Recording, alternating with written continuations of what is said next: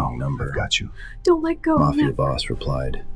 Wait Oh, right but there. I'm so scared. Shh, phone don't cry screen was anymore. I shattered. dealt with the problem. Her hands were shaking. You promise? She had 3% battery and enough time for one message. She typed it blind. He broke my ribs. Can't breathe. Door is locked. Please help. She thought she was texting her brother. She wasn't. The man who read that message at 11:43 on a freezing Philadelphia night wasn't a mechanic from Kensington. He was the most dangerous man in the city. And he didn't call 911. He stood up, buttoned his jacket, and said 2 words to the giant standing next to him. Bring the car. Nola Beckett, beaten, locked in, and running out of time, sent a desperate text to the only person she trusted. But one wrong digit sent that message straight to a man. Subscribe and hit that bell, because you have no idea how far this goes, or what it costs. The silence inside the penthouse on Rittenhouse Square was the kind that screamed. Minutes ago, the air had been filled with the sickening thud of fist meeting flesh, followed by the wet crunch of something giving way inside Nola's chest. Now the only sound was the hum of the refrigerator and the muffled wail of January wind against reinforced glass. Nola Beckett didn't try to move yet. 25 years old, and she'd already learned that moving too soon attracted attention. And attention was the last thing she wanted from Grant Harlow. Grant stood by the floor-to-ceiling window, adjusting the cuffs of his tailored suit. His reflection stared back at him, calm, composed, not a hair out of place. You make me do this, Nola, he said, his voice so reasonable it made her skin crawl. I work 14 hours defending people who don't deserve it, and I come home to a mess. Is a clean apartment too much? Is a dinner that isn't cold too much? Nola tasted copper. The pain in her left side was sharp and hot, a blade driving deeper with every shallow breath. Ribs. Definitely ribs this time. Her mind detached with practiced precision, floating above the pain the way it had learned to do over 2 years of nights exactly like this one. I'm going to the Bellamy for a drink, Grant announced, pulling on his overcoat. Clean yourself up. We have the foundation dinner tomorrow. If you embarrass me with a bruise, tonight will feel like a warm-up. The oak door slammed, the deadbolt engaged, that heavy final thunk she knew too well. He'd locked her in. Again. Nola counted to 120. 2 minutes measured by the throb in her side. Then she moved. A strangled cry tore from her lips as she dragged herself across the heated floor. Her phone, where was it? Grant usually took it. Another piece of the isolation game he loved to play. But tonight his rage had made him sloppy. He'd slapped it from her hand and it had skidded beneath the leather sofa. Her fingers, trembling and smeared with blood from her split lip, clawed at the darkness beneath the furniture. Cold glass met her fingertips. She pulled it free. The screen was spider-webbed, a kaleidoscope of cracks, but the glow held. 3% battery. Panic flooded her veins, cold and sharp. One text. That's all she had. If she called police, Grant would spin it. He always did. He was the golden boy of Philadelphia law. She was just the anxious girlfriend with a history he'd carefully manufactured. He owned every narrative. She needed Jessup. Her older brother ran a mechanic shop in Kensington, tough as a railroad spike and twice as stubborn. He wouldn't ask questions. He'd bring a crowbar and kick the door clean off its hinges. Her vision blurred. Pain made the room tilt. She pulled up the messaging app, her thumb hovering over the keypad. She knew Jessup's number by heart. Her hand spasmed. She hit a 6 instead of a 9. She didn't check. She couldn't. Darkness was creeping in at the edges. She typed, "He broke my ribs. Can't breathe. Please help. Apartment 4B. Door is locked." She pressed send. The little arrow swooshed away. The screen flickered red once and went black. Nola rested her cheek against the cold floor. The beacon was out. Now she just had to stay awake until Jessup kicked the door down. 6 miles away, in a private room inside the Iron Room, a members-only establishment that existed on no public record. The atmosphere was a different world entirely. Low bass hummed through the walls. The air carried the weight of expensive smoke and quiet power. Stellan Kane sat in a dark leather booth, a glass of bourbon untouched before him. He wasn't large the way a bouncer is large. He didn't need to be. It was the stillness of him, the absolute predatory calm of a man who had removed every impulsive and reckless obstacle between himself and total control of Philadelphia's underworld by the age of 34. "Shipment from the port is secure, boss," Brogan Hale said from across the table. Brogan was Stellan's right hand, a wall of a man whose scars told stories he never needed to repeat. "The Zakharov crew is backing off the territory dispute." Stellan nodded, his eyes scanning the room the way they always did, measuring, cataloging, dismissing. His personal phone buzzed against the table. This number existed for 4 people only: his 2 lieutenants, his lawyer, and his cleaner. Unknown number. He picked it up. "He broke my ribs. Can't breathe. Please help. Apartment 4B. Door is locked." Stellan read the message twice. The area code was local. The grammar was frantic. "Brogan." His voice cut low through the ambient noise. He slid the phone across the table. Brogan read it and shrugged. "Wrong number. Someone's domestic mess." Stellan took the phone back. He looked at the words again. "He broke my ribs." 5 words that dragged something up from a place inside him he kept locked tighter than any vault. A kitchen floor 26 years ago. His mother's blood on white tile. His father's belt still swinging. The sound of a woman trying not to scream because screaming made it worse. "Trace it," Stellan said. Brogan didn't ask if he was sure. He worked the tablet in silence. "Meridian Tower, Rittenhouse Square, luxury residential. Apartment 4B is registered to a Grant Harlow, attorney." Stellan was already on his feet. The room seemed to contract around him. "She texted me, Brogan. Fate doesn't ask permission." He typed one reply, his thumbs moving with cold precision. "Stay where you are. I'm coming." He pocketed the phone. "Bring the car, medical kit, the real one." "And heat?" Brogan asked, already buttoning his jacket. Stellan adjusted his cuffs. His eyes were flat and final. "Always." 20 minutes later, the penthouse doorframe splintered inward. Stellan walked through the wreckage and found Nola curled on the floor, face white, lips turning blue, arms wrapped around her own chest like she was trying to hold herself together from the inside. He crouched beside her. He didn't touch her. "You texted me," he said. Nola looked up, her vision swimming. "You're not Jessup." "No, I'm Stellan." He lifted her, carefully, one arm beneath her knees, one supporting her back. She cried out. He told her to breathe shallow and carried her toward the shattered door.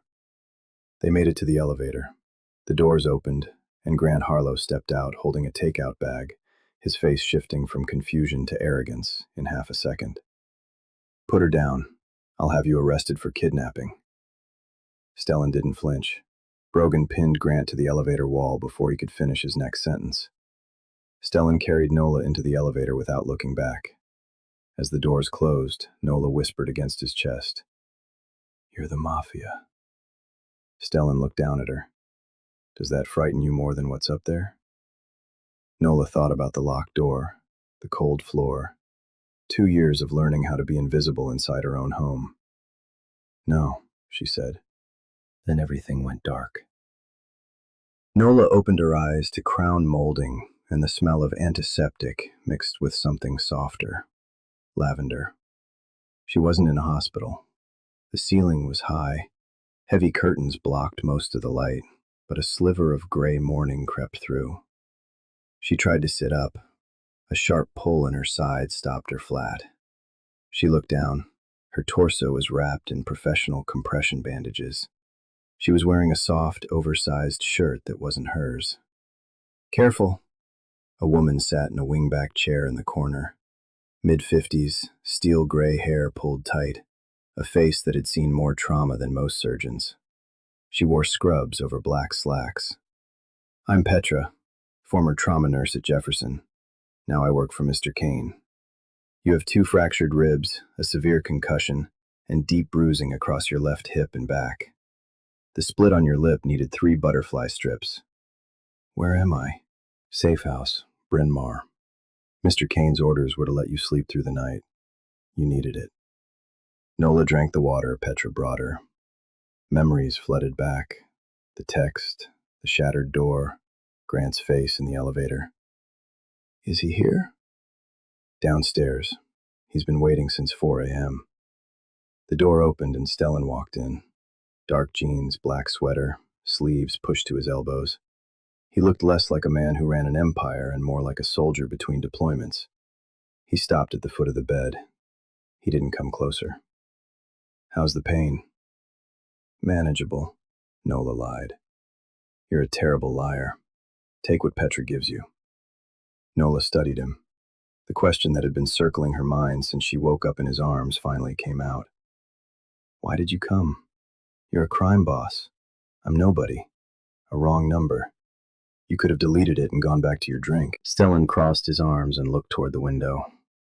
When he spoke, his voice was lower, further away, as if the words were being pulled from somewhere he didn't visit often. My father beat my mother every Friday night, like clockwork. He'd come home and take the week out on her face. I was 7 the first time I tried to stop him. He threw me into the wall so hard I couldn't hear out of my left ear for a month. He paused. When I was 10, I tried to call the police. He found the phone in my hand. He broke my arm in 2 places and told me next time he'd break my neck. Nola said nothing. She just listened. I buried him 5 years ago, but the sound of a woman trying not to scream, that never left. I swore when I was strong enough, no man would hurt a woman in my city and walk away whole. He turned his dark eyes back to her. You texted the wrong number, Nola, but you reached the right person. Something cracked behind Nola's ribs that had nothing to do with the fractures. She swallowed hard. Thank you. Don't thank me yet. We have a problem, he told her. Grant Harlow wasn't just a defense attorney. He was the money pipeline for the Zakharov syndicate, the Russian operation that ran half of Philadelphia's port trade. By taking Nola, Stellan hadn't just interrupted a beating. He'd humiliated a high-ranking asset of a rival organization. The Zakharovs would read it as a declaration of war. So I started a war, Nola whispered. The war was already simmering. You just turned up the heat. 2 days passed. Nola's body began to mend, but her mind wouldn't stop spinning. On the second evening, she was sitting in the living room when the local news cut to a press conference outside Philadelphia PD. Flashbulbs popped. And there he was. Grant Harlow stood at the podium, hair perfectly disheveled, eyes red-rimmed with manufactured grief. We just want her home, he said, his voice cracking on cue. Nola has struggled with mental health issues for some time. I'm afraid she's had a breakdown, or worse, that someone has taken advantage of her fragile state. If you're watching, Nola, I love you. Come home. Nola's stomach turned so hard she nearly vomited. He's lying. He's making me sound insane so no one will ever believe me. Stellan clicked the television off and sat directly in her line of sight. He's building a cage out of cameras. If you speak up now, you're the hysterical girlfriend off her medication. If you stay quiet, he plays the grieving partner. He controls the board either way. He always wins, Nola said bitterly. He thinks he's the smartest man in the room. That's his weakness. Smart men get sloppy when they believe no one's watching. That night, Stellan left. A call came in. One of his operations on the port side had been hit, an arson job. 2 of his men were in critical condition. A message from the Zakharovs, written in fire. With Stellan gone and Brogan stationed outside, Nola couldn't sleep. She wandered into the study and found a stack of files on the desk. Intel Stellan's people had gathered on Grant. She knew she shouldn't look, but 2 years of being told she was too fragile, too anxious, too broken to handle anything had left her hungry to prove she was none of those things. Before Grant, Nola had been a forensic accountant, a good one. He'd forced her to quit 6 months into the relationship, claiming the stress was bad for her health. What he really meant was that her skills were dangerous to him. A woman who could read money trails was the last thing a man laundering millions needed sleeping beside him. She opened the first folder. Bank statements, shell corporations, transfer authorizations routed through offshore accounts. Her trained eye moved across the numbers like muscle memory, and then she stopped breathing. A signature on a transfer authorization for $4 million. It wasn't Grant's handwriting. It was hers. Nola Beckett. The room tilted. She grabbed the desk to keep from collapsing. She had never signed that document. Then she remembered. 6 months ago, Grant had been frantic about updating insurance paperwork. He'd flipped pages fast, pointing at signature lines. Here, here, and here. She hadn't read what she was signing. She'd trusted him. He'd opened offshore accounts in her name.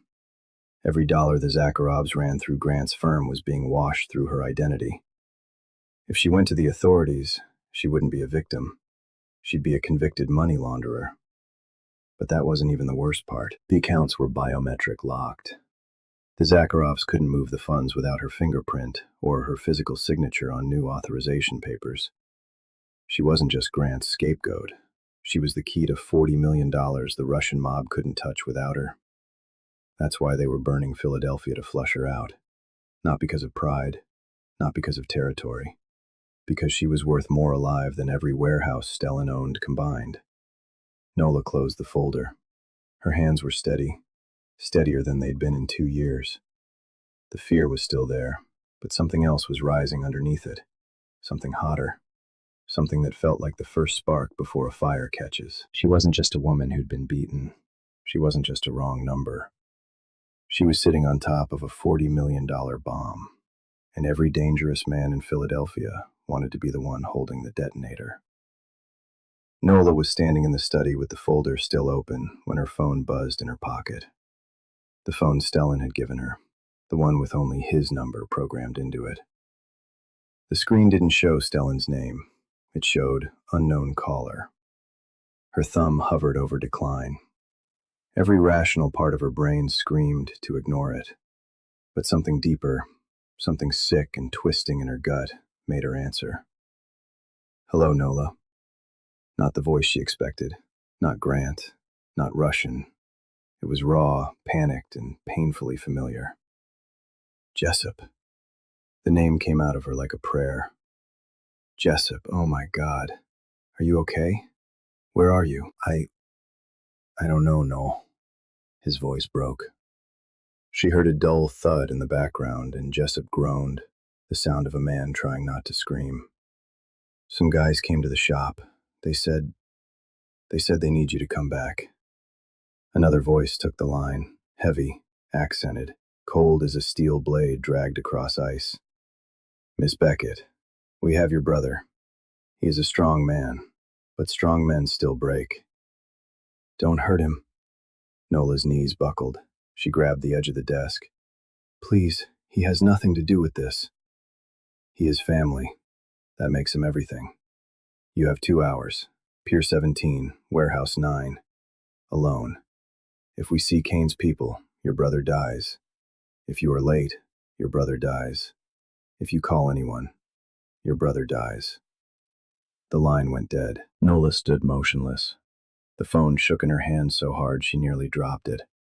Her ribs screamed with every breath, but she couldn't feel them.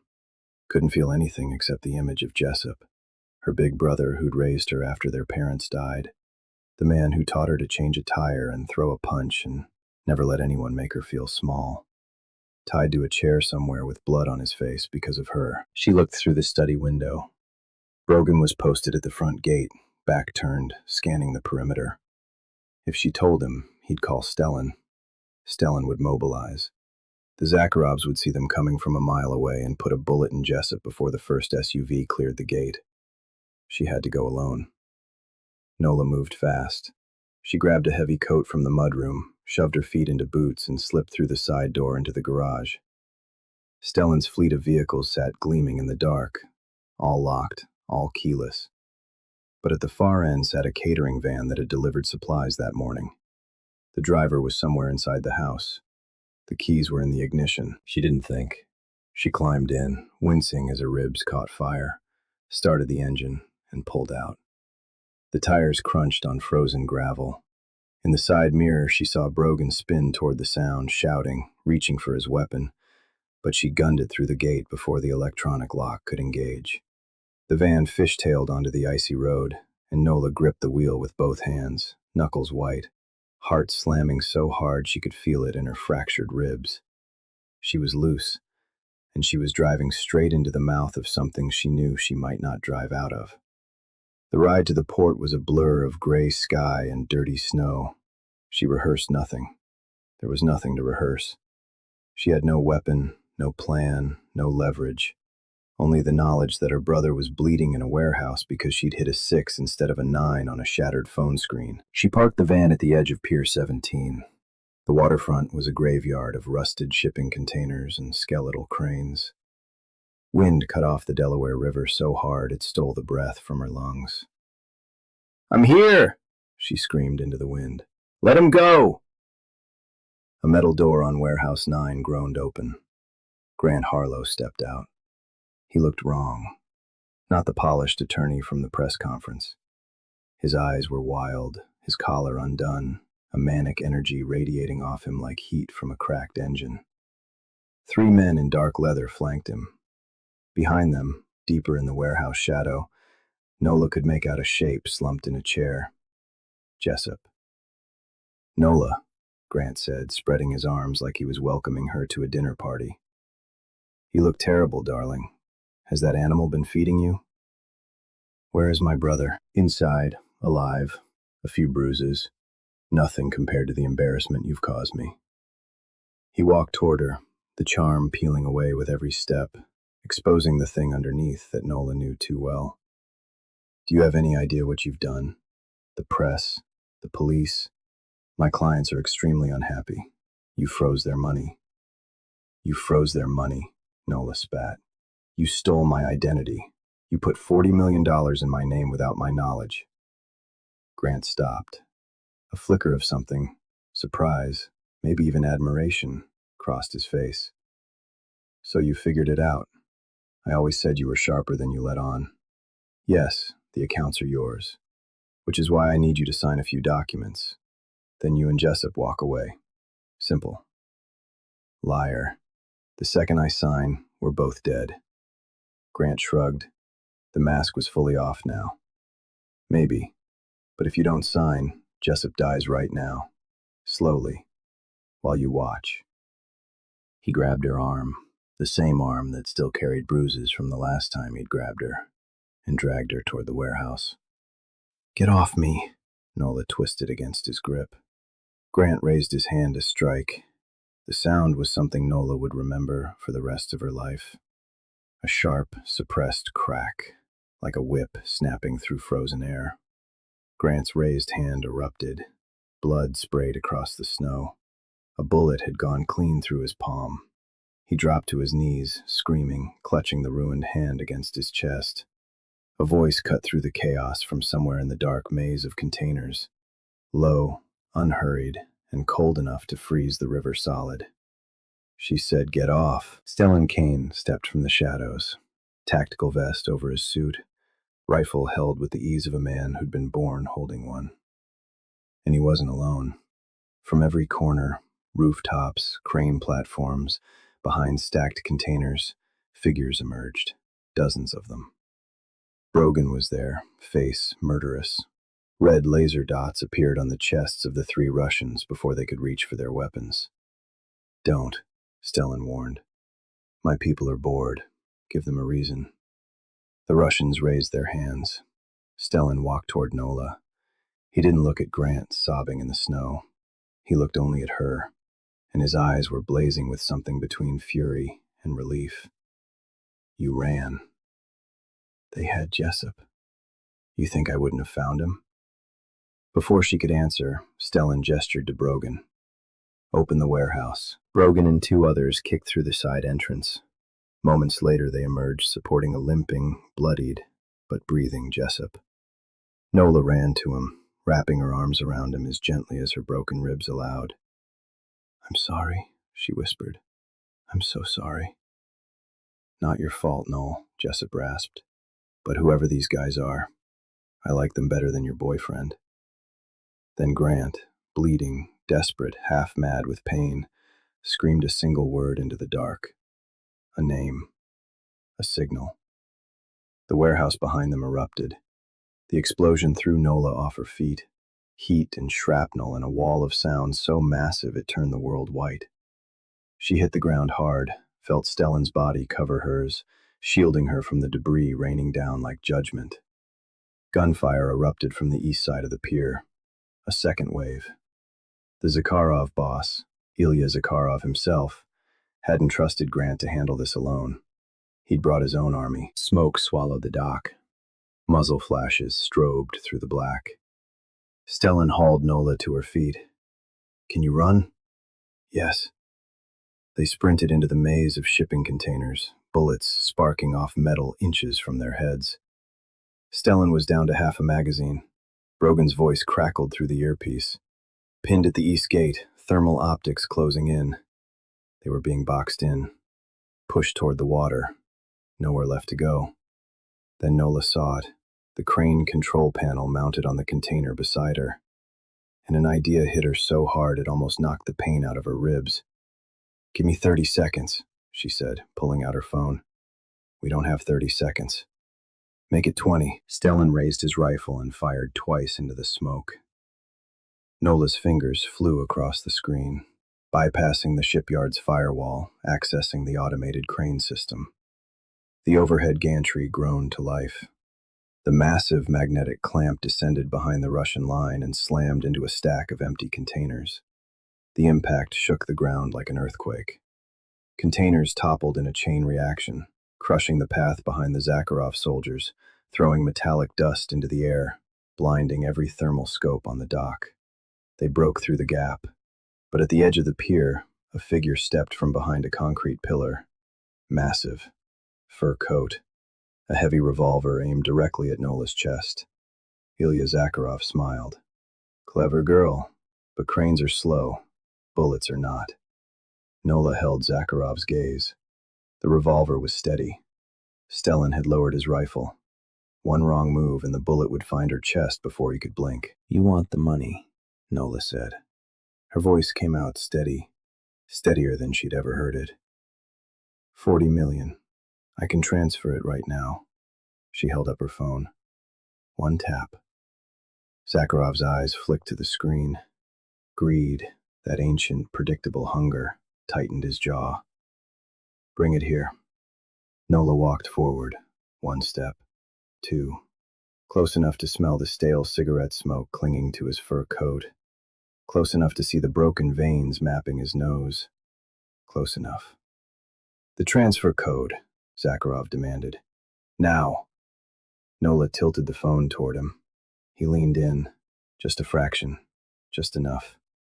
She whispered, "Look up." She tapped the screen. But it wasn't a transfer. It was the shipyard's floodlight grid. High-intensity halogen beams mounted directly above Zakharov's position. They ignited like a second sun. Zakharov screamed, throwing his hands over his eyes. The revolver swung blind. Stellan moved. He closed the distance in 2 strides, drove his shoulder into Zakharov's chest, and took him to the frozen ground. The revolver discharged. The bullet tore through the sleeve of Stellan's coat, missing flesh by less than an inch.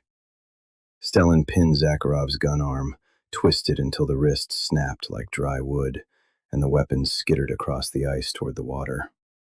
He dragged Zakharov to the edge of the pier by his collar. The black water of the Delaware churned below, dense with ice, cold enough to stop a heart in seconds. "For my city," Stellan said.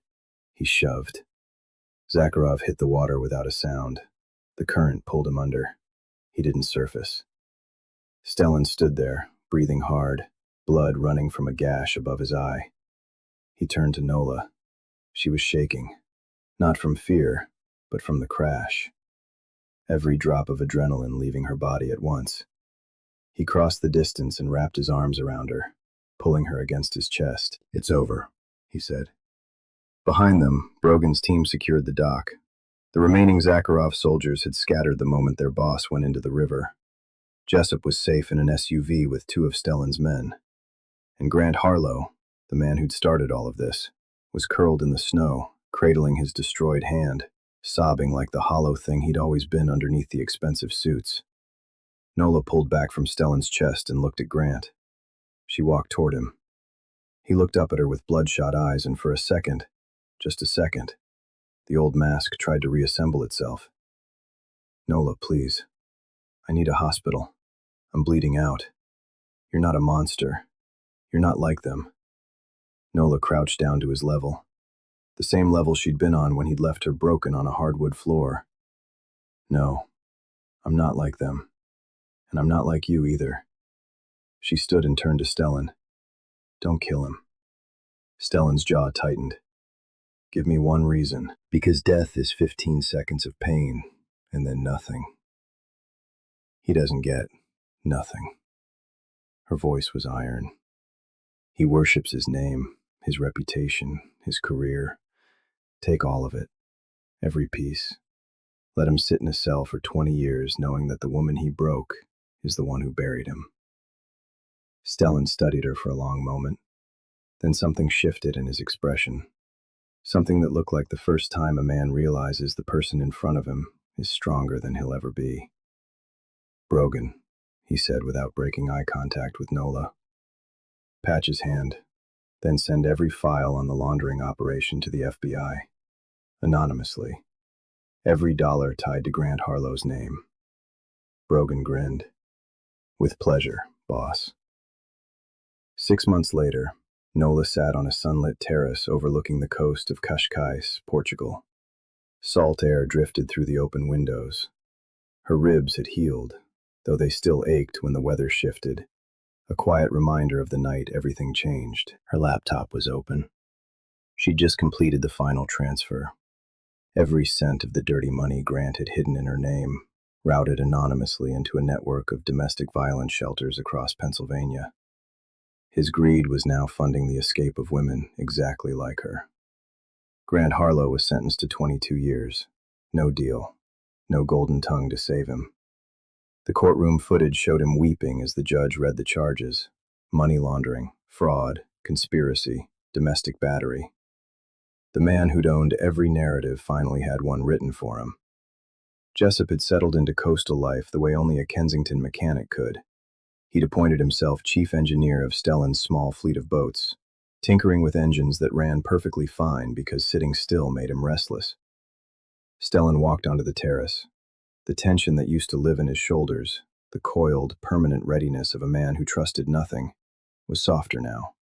Not gone, but quieter. He turned her chair to face him, reached into his pocket. He didn't pull out a ring, not yet. He pulled out a phone. Cracked screen, dead battery. The phone from that night. He'd had it recovered and preserved.